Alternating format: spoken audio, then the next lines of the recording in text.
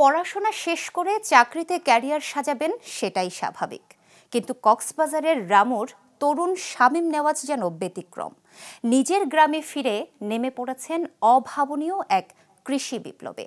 গড়ে তুলেছেন agro club, শত শত তরুণকে দেখাচ্ছেন নতুন স্বপ্নের পথ।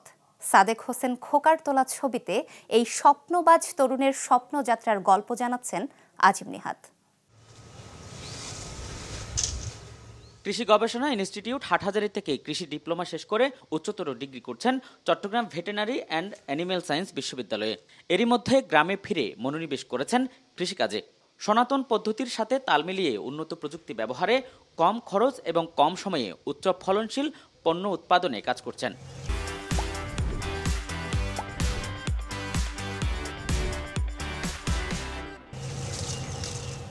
কক্সবাজারের রামুর পুরনো জনপদ রাজারকুলের বাকখালীর বাঁকে বাঁকে হাজারো কৃষকের হরেক রকমের ফসল। তার মধ্যে শামীম নেওয়াজের ব্যতিক্রমী উদ্যোগ যেন চোখ ধাঁধানো। যুগের পর যুগ ধরে এখানকার কৃষকেরা টমেটো, আলু, বাদাম, মরিচ সহ বিভিন্ন শাকসবজি চাষ করে আসলেও পরিচিত ছিল না ক্যাপসিকাম, ব্রোকলি, লেটুস পাতা, মাশরুমের মতো দামি ফসলের সাথে। কিন্তু শামীমের গত 2 বছরের চেষ্টায় তার দেখা দেখি অনেকে এসব উচ্চমূল্যের সবজি চাষে আগ্রহী হয়ে উঠছেন। শামীমের মতে সনাতন পদ্ধতির সাথে তাল মিলিয়ে এসব দামি সবজি চাষ করলে কৃষক সহসাই লাভবান হতে পারে। তাছাড়া উচ্চমূল্যের এসব সবজি চাষে খরচ এবং সময় দুটোই কম লাগে বলে মত তার। আমি যখন পড়াশোনা করলাম যে কৃষি নিয়ে, তো আমার চিন্তাধারা আমি চিন্তা করলাম যে নতুন কিছু নিয়ে চেষ্টা করি, কৃষিতে থাকবো কিন্তু কৃষিটা যাতে নতুনত্ব সৃষ্টি হয়। তো ওই সুবাদে আমি এখন বর্তমানে আলহামদুলিল্লাহ যারা গ্রামের মানুষরা করতো কি আগে টমেটো, বেগুন, যার শিম বলেন, লাল শাক বলেন, এইসবই। হ্যাঁ, এর পাশাপাশি আমি ওদের উদ্বুদ্ধ করতেছি কি ধরেন লেটুস, ক্যাপসিকাম, তারপর মাশরুম, ব্রোকলি, যেসব উচ্চ মূল্যের, কম কষ্টে ফলনটা বেশি, প্লাস চাহিদাটাও আছে, আর তার সাথে বড় কথা হচ্ছে যে একটা উচ্চ মূল্যের দাম পাওয়া যায়। শামীম শুধু ফসল উৎপাদন করেই দায়িত্ব শেষ করেন না, কিভাবে নিরাপদ উৎপাদন নিশ্চিত করা যায় তা নিয়েও বিস্তর উদ্যোগ তার।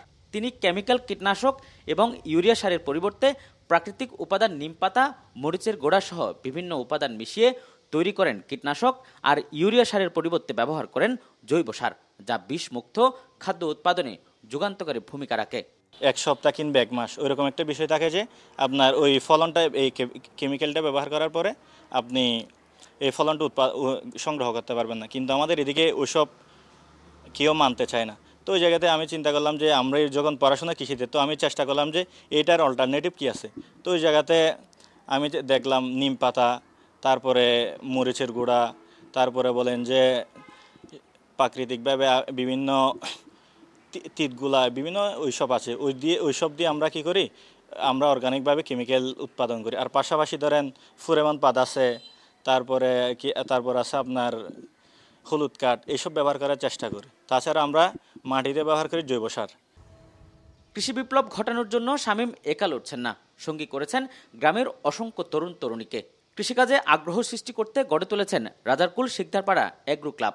যদিও এখনও ক্লাব ঘর করতে পারেননি, কিন্তু ভবিষ্যতের স্বপ্ন আছে কয়েক বিঘা জমির উপর বিদেশের গ্রিন হাউস কৃষি ফার্মের মতো পলি হাউস গড়ে তোলার, যেখানে সারা বছর ফসল উৎপাদন করা যাবে। আমার চিন্তা হচ্ছে যে আমি একটা বড় একটা 1 বিঘা 2 বিঘা কিংবা 3 বিঘা বলেন, আস্তে আস্তে আমার একটা চিন্তা হচ্ছে যে আমি একটা পলি হাউস করব, যেটাতে সারা বছর আলহামদুলিল্লাহ সারা বছরই সব শাকসবজি বলেন, ক্যাপসিকাম, লেটুস, ব্রোকলি বলেন, পাশাপাশি টমেটো, যেসব টমেটো, শসা, গাজর, যেটাই বলেন না কেন, ফুলকপি, যেটা চলমান থাকে সারা বছরে আলহামদুলিল্লাহ আমি ওইটার উৎপাদন করার চেষ্টা করব।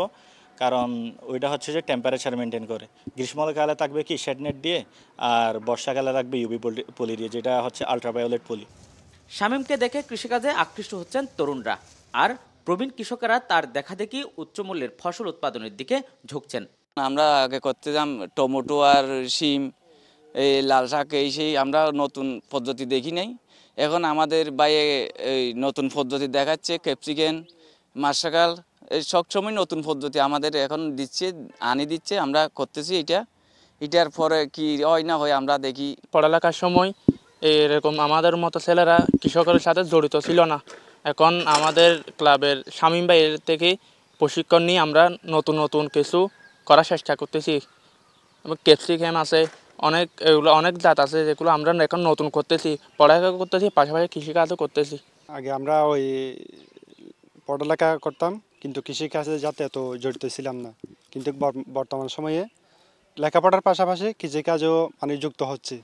আমরা আমাদের আগে যারা প্রজন্ম চাষ করতো, আলু, বেগুন, টমেটো এগুলো চাষ করতো, কিন্তু বর্তমান সময়ে নতুন নতুন কৃষি পণ্য জাত উদ্ভাবন হচ্ছে, যার কারণে শামীম ভাইও পড়ালেখার পাশাপাশি উদ্যোক্তা হচ্ছে এবং বিভিন্ন ধরনের চাষাবাদ করতেছে। পড়াশোনা শেষ করে শামীমের ইচ্ছে পুরোপুরি কৃষিকাজে যোগ দেওয়ার, যাতে করে হাজারো বেকার যুবকের কর্মসংস্থান গড়ে তুলতে পারেন তিনি। পড়াশোনা শেষে যে আমি যে জবে যে ঝুঁকে পড়বো এমনটা না। তো আমি ওই দিক দিয়ে আমার যে সামনের ভবিষ্যৎ পরিকল্পনা, যখন আস্তে আস্তে ভবিষ্যৎ পরিকল্পনার দিকে হাঁটা দরকার, আমি ওইটা নিয়ে আস্তে আস্তে হাঁটতেছি। আমার ভবিষ্যৎ পরিকল্পনা যে পলি হাউসটা করে সারা বছর আপনার অর্গানিকভাবে শাকসবজি উৎপাদনের এই চিন্তাধারাটা নিয়ে কাজ করতে। শামীমের কৃষক হওয়ার স্বপ্নে এরই মধ্যে বাগড়া দিয়ে বসেছে সিন্ডিকেট। তার দাবি, কক্সবাজারে কৃষি পণ্যের বাজারে সিন্ডিকেট করে স্থানীয়ভাবে উৎপাদিত পণ্য বিক্রি করতে দেওয়া হয় না সহজে, ফলে ন্যায্য মূল্য বঞ্চিত হচ্ছে কৃষকরা। আজিম নিহাত, চ্যানেল 24, কক্সবাজার।